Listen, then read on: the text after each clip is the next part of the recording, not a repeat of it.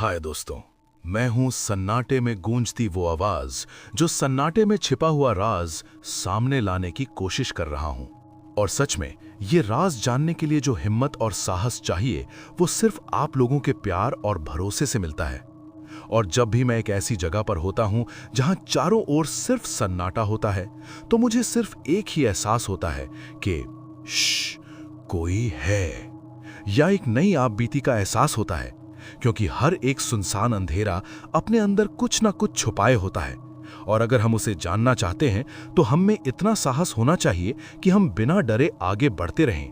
कुछ कहानियां सिर्फ सुनी नहीं जाती, महसूस की जाती हैं। ये कहानी भी कुछ ऐसी ही है, जहां अंधेरा सिर्फ रोशनी के जाने से नहीं आता, बल्कि उम्मीद के खत्म होने से पैदा होता है।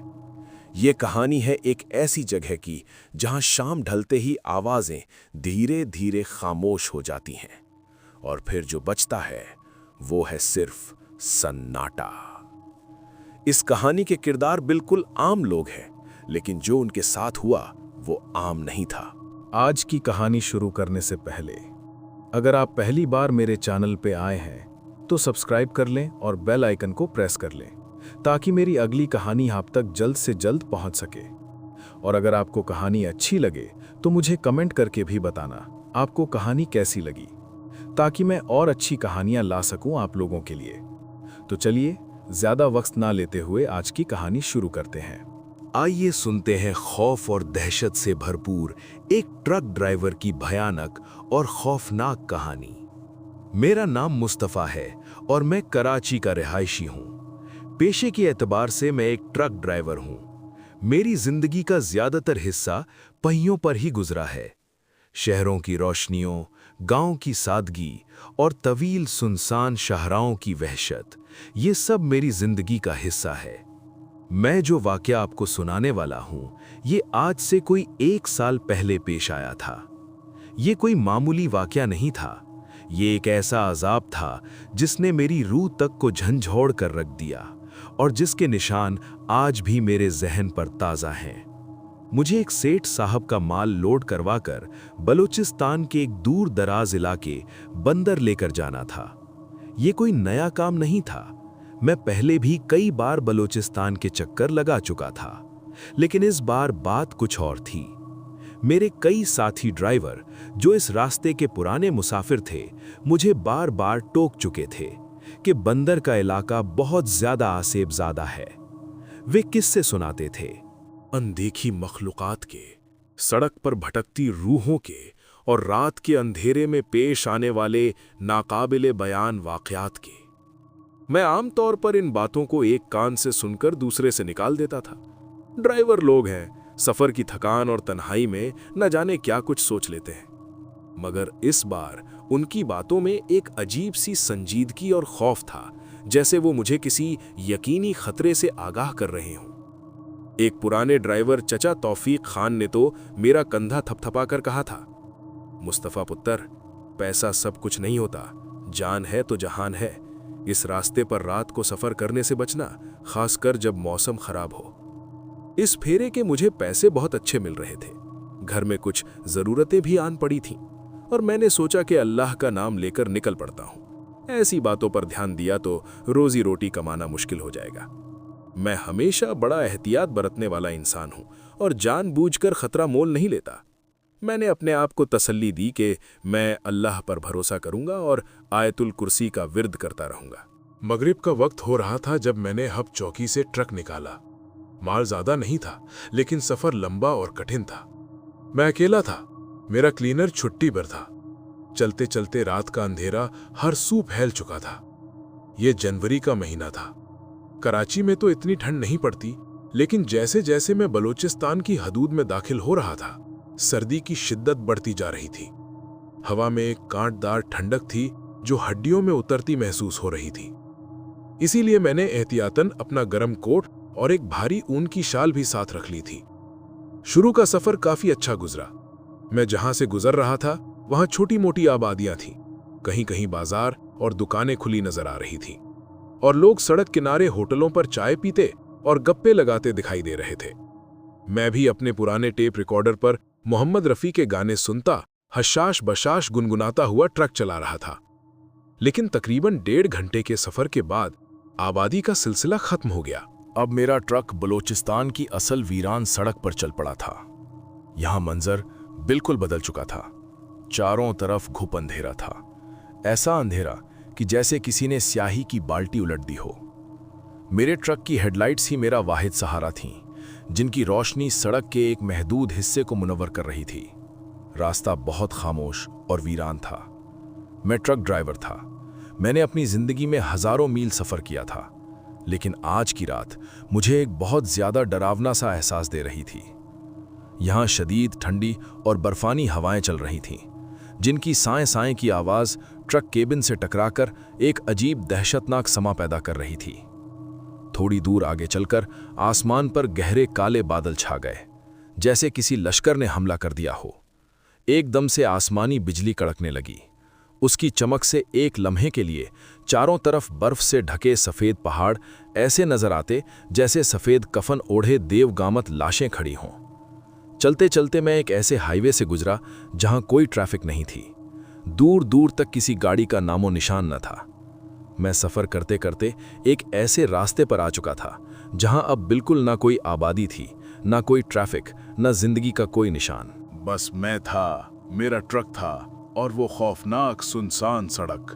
रात के शायद 2:30 बज रहे थे। तकरीबन 3 घंटे से मैं मुसलसल ड्राइव कर रहा था। अचानक मौसम ने एक और करवट ली और बादल बरसने लगे। पहले हल्की बूंदाबांदी शुरू हुई, लेकिन देखते ही देखते उसने तूफानी बारिश की शक्ल इख्तियार कर ली। बारिश की मोटी मोटी बूंदें ट्रक की छत पर ऐसे पड़ रही थीं जैसे कोई पत्थर बरसा रहा हो। यहाँ काफी खतरनाक मोड़ थे, पहाड़ी रास्ता था और बारिश की वजह से मैंने ट्रक की रफ्तार बहुत कम कर दी थी। मैं एक ऐसे रास्ते पर चल रहा था जहां एक तरफ बुलंदोबाला स्याह पहाड़ थे और दूसरी तरफ घना और वीरान जंगल, जिसके दरख्त हवा के जोर से ऐसे झूम रहे थे जैसे कोई मातम कर रहा हो। मैं जैसे जैसे आगे बढ़ रहा था, बारिश जोर पकड़ती जा रही थी। अचानक बादल बहुत ज्यादा गरजे और एक जोरदार बिजली की कड़क जंगल के दूसरी तरफ गिरी। उसकी आवाज इतनी शदीद थी कि एक लम्हे के लिए मेरा दिल उछलकर हल्के में आ गया और मेरे हाथ स्टीयरिंग पर कांपने लगे। बारिश की वजह से सामने वाला शीशा बहुत ज्यादा धुंधला हो गया था और वाइपर चलाने के बावजूद मुझे ठीक तरह से कुछ नजर नहीं आ रहा था। उस जगह पर अजीब अजीब खतरनाक मोड़ थे और मुझे लगा कि अगर मैं इसी हालत में चलता रहा तो शायद आगे जाकर मेरा कोई बड़ा एक्सीडेंट हो सकता है। मैंने फैसला किया कि कुछ देर के लिए ट्रक रोककर बारिश के थमने का इंतजार करूं। मैंने सड़क से थोड़ा हटकर अपने ट्रक को जंगल की तरफ एक कच्ची जगह पर खड़ा कर लिया और ट्रक के अंदर ही बैठकर इंतजार करने लगा। मैंने अपना मोबाइल फोन उठाया कि शायद किसी से राब्ता कर लूं या वक्त गुजारी के लिए कुछ देख लूं, लेकिन यहां तो बिल्कुल नेटवर्क के सिग्नल ही नहीं आ रहे थे। शायद इसलिए कि यह सारा पहाड़ी इलाका था और अक्सर व बेशतर पहाड़ी इलाकों में नेटवर्क नहीं होता।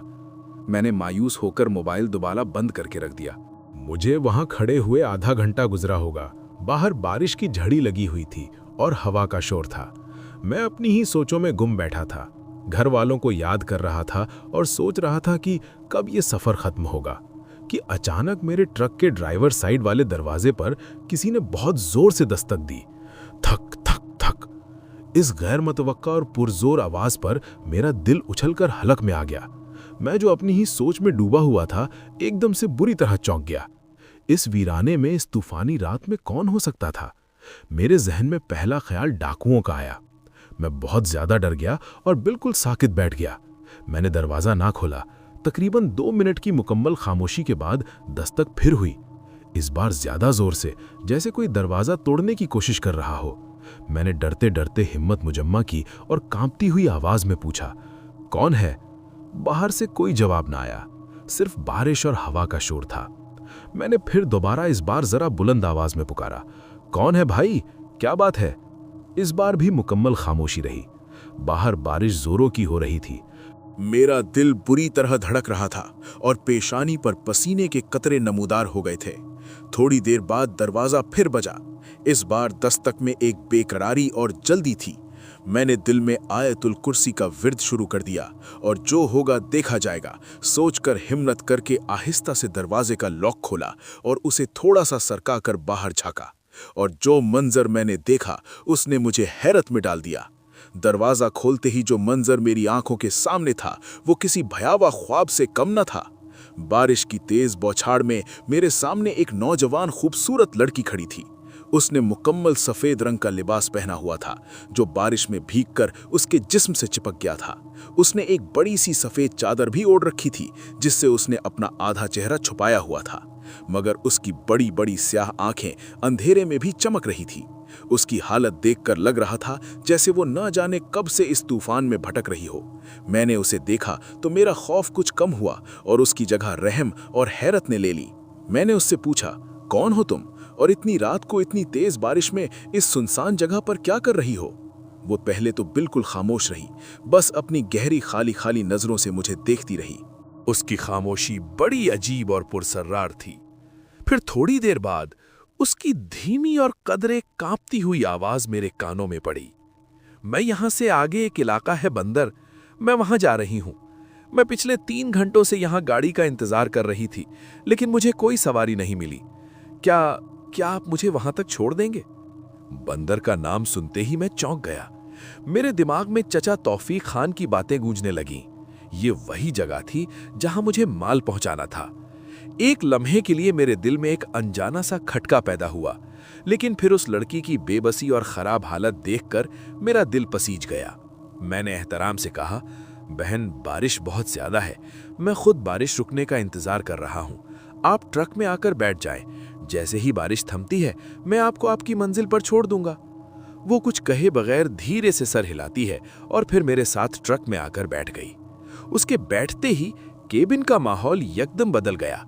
एक अजीब सी नाकाबिले बयान ठंडक और नमी का एहसास मेरे पूरे वजूद में सरायत कर गया। हालांकि मैंने हीटर चला रखा था, लेकिन मुझे ऐसे लगा जैसे किसी ने बर्फ की सिल मेरे पास रख दी हो। इतनी शदीद सर्दी में भी मुझे पसीने आने लगे और मेरा दम घुटने लगा। वो लड़की खामोशी से दूसरी तरफ खिड़की से बाहर अंधेरे में घूर रही थी। उसने अपने आप को चादर में इस तरह से लपेटा हुआ था कि उसके हाथ तक नजर नहीं आ रहे थे। उसकी ये पुरस्रार खामोशी मुझे बेचैन कर रही थी। मैं दिल ही दिल में सोच रहा था कि शायद ये कोई बलोची लड़की है और यहाँ के लोग बड़े बापर्दा और हयादार होते हैं, इसलिए वो बात करने से झिझक रही है। मैंने ये सोचकर खुद को तसल्ली दी, लेकिन मेरे जहन में ये सवाल बार बार आ रहा था कि जब मैं यहाँ आकर रुका था तब तो दूर दूर तक कोई नहीं था, फिर ये लड़की अचानक कहाँ से नमूदार हो गई। खैर, वो कहते हैं ना कि जो परेशानी और मुसीबत नसीब में लिखी होती है वो किसी न किसी बहाने आकर ही रहती है। 15-20 मिनट की तवील और घुटन ज्यादा खामोशी के बाद मुझसे रहा नहीं गया। मुझे बहुत ज्यादा होने लगी। मैंने माहौल को बेहतर बनाने की नीयत से उससे बात करने की कोशिश की। मैंने पूछा, बहन आप बंदर में कहाँ रहती हैं? आपके घर वाले परेशान हो रहे होंगे। वो मेरी तरफ देखे बगैर उसी तरह बाहर घूरते हुए बोली, मेरा शौहर मेरा इंतजार कर रहा होगा। मैंने बात बढ़ाने के लिए पूछा, अच्छा वो क्या काम करते हैं? उसने एक लम्हे का तवक्कुफ किया और फिर एक ऐसी बात कही जिसने मेरे रोंगटे खड़े कर दिए। वो बोली, मेरा शौहर कब्रिस्तान में काम करता है। ये सुनकर मेरे हलक में कांटे चुभने लगे। मैंने घबराते हुए कहा, क्या मतलब कब्रिस्तान में क्या काम करता है? मेरी बात सुनकर वो हंसने लगी। ये हंसी आम हंसी नहीं थी, ये एक सर्द, खोखली और बेजान हंसी थी जो रात की वहशत में मजीद इजाफा कर रही थी। मुझे उस पर शदीद गुस्सा आया कि भला इसमें हंसने वाली क्या बात है, लेकिन फिर वो खुद ही बोली, वो कब्रें पक्की करता है। ये सुनकर मैं चुप हो गया। मैंने सोचा शायद गोरकन होगा या कब्रों पर पत्थर लगाने का काम करता होगा। मैंने मजीद बात करना मुनासिब ना समझा। मैं खिड़की से बाहर देखने लगा। अब बारिश तकरीबन रुक चुकी थी, सिर्फ हल्की फुल्की फुहार पड़ रही थी। मैंने जल्दी से अल्लाह का नाम लेकर ट्रक स्टार्ट करने की कोशिश की, लेकिन ट्रक स्टार्ट ही नहीं हुआ। मैंने 1 बार 2 बार कई बार चाबी घुमाई, लेकिन इंजन से कोई आवाज ना आई। ट्रक स्टार्ट होने का नाम ही नहीं ले रहा था। मैं परेशान हो गया कि अभी तो बिल्कुल ठीक था, अब इसे क्या हो गया। मैं ट्रक से उतरकर बोनट खोलकर इंजन चेक करने लगा। हल्की फुल्की तारें हिलाईं, बैटरी के टर्मिनल साफ किए, कोई खास खराबी नजर नहीं आई। मैंने दोबारा ट्रक में बैठकर चाबी घुमाई तो इस बार ट्रक एक झटके के साथ स्टार्ट हो गया। मैंने शुक्र का सांस लिया, लेकिन हैरत की बात यह थी कि जैसे ही मैंने ट्रक को गियर में डालकर आगे बढ़ाया, मुझे महसूस हुआ कि मेरा ट्रक बहुत ज्यादा भारी हो गया है। ऐसा लग रहा था जैसे ट्रक पर कई टन इजाफी वजन लाद दिया गया हो। मैं एक्सीलरेटर पर जोर दे रहा था, लेकिन ट्रक बहुत सुस्त रफ्तारी से जैसे घिसट घिसट कर चल रहा था। हालांकि ट्रक में लोड इतना ज्यादा नहीं था कि उसकी रफ्तार पर असर पड़े। मैं हैरान था कि अचानक ऐसा कैसे हो सकता है। मैं यही सोचे जा रहा था कि ट्रक इतना भारी क्यों हो गया है। मैंने कनखियों से उस लड़की की तरफ देखा। वो बिल्कुल खामोश और साकित बैठी हुई थी, एक ही पोजीशन में जैसे कोई मूरत हो। ये बात मुझे काफी ज्यादा परेशान कर रही थी। लेकिन मुझे डर भी बहुत ज्यादा लग रहा था। इसी वजह से मैं खामोश रहा और बस ट्रक चलाता रहा। रास्ता तवील से तवील होता जा रहा था। हर तरफ घने लंबे लंबे दरख्त थे और चारों तरफ खूब अंधेरा और गहरी खामोशी। हर तरफ वीरानी और सन्नाटा था। बस मेरी हालत देखने की थी। इसी दौरान मेरे कंधों पर बहुत ज्यादा बोझ महसूस होने लगा। ऐसा लग रहा था जैसे मैंने अपने कंधों पर कोई बहुत भारी वजनी चीज उठाई हुई है। कंधों के साथ साथ मेरा पूरा जिस्म भारी हो रहा था। अब मुझे ट्रक चलाना बहुत ही मुश्किल लग रहा था। स्टीयरिंग घुमाने में भी दिक्कत हो रही थी। न जाने क्या बात थी। एक अजीब सी दम घुटने वाली बेचैनी मेरे अंदर छाई हुई थी। एकदम से मेरा सर भी बहुत भारी होने लगा। मैं उसी तकलीफ और अज़ियत में ट्रक चलाता रहा। फिर तकरीबन आधे घंटे के सफर के बाद वो मुझे एक सुनसान मोड़ पर रुकने का कहती है। वो बोली, आप मुझे यहीं पर उतार दें। मैंने फौरन ट्रक रोक दिया। मैंने शीशे से बाहर देखा। वो लड़की जहां उतर रही थी वो कोई अजीब सी सुनसान जगह थी।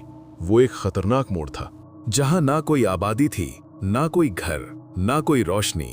मैंने गौर से देखा तो मुझे कुछ फासले पर एक पानी की नहर बहती नजर आई और उसके इर्द गिर्द झाड़ियां और दूसरी तरफ बड़े बड़े स्याह रंग के पहाड़ थे। मैंने हैरानी से पूछा, यहां तो कुछ भी नहीं है, आप कहां जाएंगी? वो बोली, मैं आगे चली जाऊंगी। मैं दिल ही दिल में सोचकर परेशान हो गया था। एक तो इतनी रात, ऊपर से इतना खराब मौसम, ये जवान लड़की और ये सुनसान जंगल, मेरी कुछ भी समझ में नहीं आ रहा था। वो लड़की मेरे ट्रक से उतरने लगी। जैसे ही उसने पांव नीचे रखा, कहीं से छन छन की आवाज आई। मैंने गौर किया तो ये आवाज कहीं और से नहीं बल्कि उसके पांव से आ रही थी। उसने अपने पांव में पाजे पहनी हुई थी। मैं और भी ज्यादा हैरान हुआ क्योंकि जब वो मेरे ट्रक में सवार हुई थी तब ऐसी कोई आवाज नहीं आई थी। वो एकदम से ट्रक से उतर गई और आप यकीन माने, जैसे ही वो उतरी मेरा ट्रक एक झटके से ऊपर को उठा और बिल्कुल हल्का हो गया। मुझे ऐसा महसूस हुआ जैसे मेरे ट्रक से वाकई कई टन वजनी लोड उतर गया हो।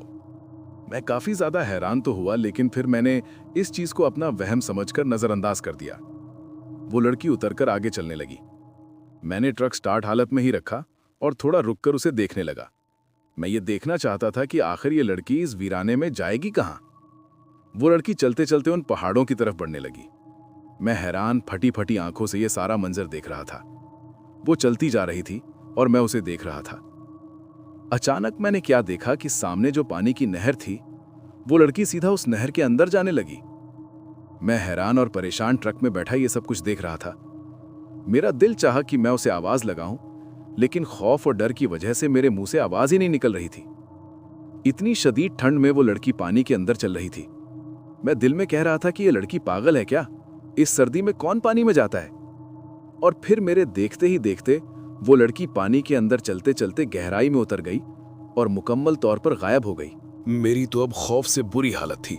मैं समझा था कि शायद वो पानी ज्यादा होने की वजह से डूब गई है, लेकिन मैं गलती पर था। जैसे ही वो गायब हुई, मुझे किसी के हंसने की वही सर्द और खोखली आवाजें सुनाई देने लगी। इस बार वो आवाजें ज्यादा बुलंद और खौफनाक थीं। मैंने अपना ट्रक जल्दी से भगाया और तेज रफ्तारी से आगे बढ़ने लगा। मैं अब भी इस सदमे से निकला ही नहीं था कि मुझे शदीद भूख का एहसास हुआ। मैंने दिन से कुछ नहीं खाया था।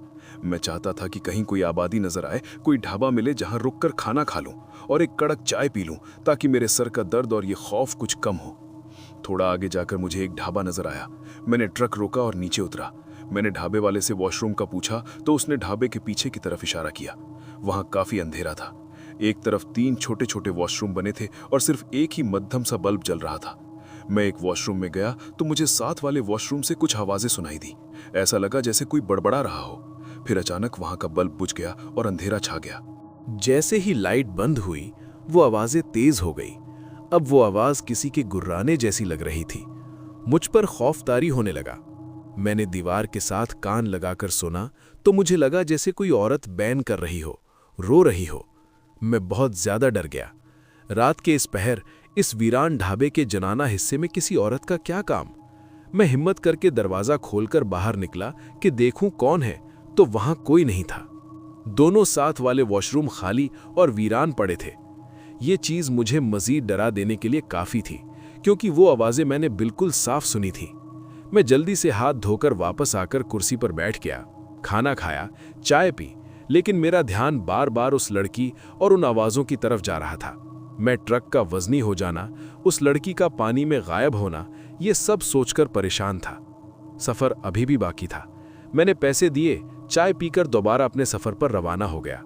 मैंने ट्रक स्टार्ट करके जैसे ही सड़क पर डाला, थोड़ा आगे जाकर जो मैंने देखा उसने मेरे खून को सुखा दिया। सड़क के बीचों बीच वही लड़की खड़ी थी। वो मुझे ट्रक रोकने का इशारा कर रही थी, लेकिन इस बार वो वैसी नहीं थी। सड़क के ऐन मध्य में वो खड़ी थी, लेकिन इस बार उसका रूप बिल्कुल मुख्तलिफ और नाकाबिले बयान हद तक खौफनाक था। उसके सफ़ेद कपड़े अब मैले और चिथड़ों में तब्दील हो चुके थे। उसके लंबे काले बाल हवा में ऐसे लहरा रहे थे जैसे सैकड़ों सांप फन फैलाए हुए हो, और उसका चेहरा अब किसी इंसान का नहीं रहा था। उसकी आंखें गढ़ों में धसी हुई थीं और उनमें एक सर्द मनहूस सी चमक थी। उसकी जल्द सूखी और जर्द पड़ चुकी थी, और उसके होठों पर एक ऐसी मुस्कान फैली हुई थी जो किसी भी दिल गुर्दे वाले इंसान को खौफ से मार देने के लिए काफ़ी थी। वो बिल्कुल मेरे ट्रक के सामने आकर खड़ी हो गई। मैं इतना डर गया था कि मेरी सांसें रुकने लगीं। एक लम्हे के लिए मेरा पूरा जिस्म सुन्न हो गया, जैसे फालिज ज़दा हो गया हो। मैं स्टीयरिंग पर जम सा गया था। उसकी वो खोखली सर्द हंसी की आवाज़ें अब मेरे कानों के पर्दे फाड़ रही थीं। वो हंसी ऐसी थी जैसे किसी गहरी खाई से आ रही हो, और उसमें सदियों का दर्द, नफरत और वहशत भरी हुई थी। मुझ पर एकदम जैसे कोई बिजली गिरी। मैंने अपनी पूरी ताकत से हॉर्न बजाया और एक्सेलरेटर पर पांव रख दिया। मैंने सोचा कि मैं ट्रक उस पर चढ़ा दूंगा, लेकिन जैसे ही मैंने ट्रक आगे बढ़ाया, वो एक नाकाबिले यकीन तेजी से सड़क के किनारे हो गई। मैंने ट्रक को तेज रफ्तारी के साथ वहां से भगाने की कोशिश की, मगर उसकी हंसी मेरा पीछा कर रही थी। वो मेरे ट्रक के साथ साथ भाग रही थी। उसकी रफ्तार गैर इंसानी थी। मैं साइड वाले शीशे में देखता तो वो मेरे बराबर में भागती नजर आती। उसके बाल हवा में उड़ रहे थे और उसकी आंखें सीधे मुझ पर गड़ी हुई थीं। मेरा दिल इतनी तेजी से धड़क रहा था जैसे अभी सीना फाड़कर बाहर आ जाएगा। मैंने आंखें बंद करके जोर जोर से आयतुल कुर्सी और चारों खुल पढ़ना शुरू कर दिए। मेरी जबान लड़खड़ा रही थी, अल्फाज टूट रहे थे, लेकिन मैं पढ़ता रहा। उसकी हंसी की आवाजें मेरे कानों में गूंज रही थीं। ऐसा लग रहा था जैसे वो मेरे केबिन के अंदर ही बैठकर हंस रही हो।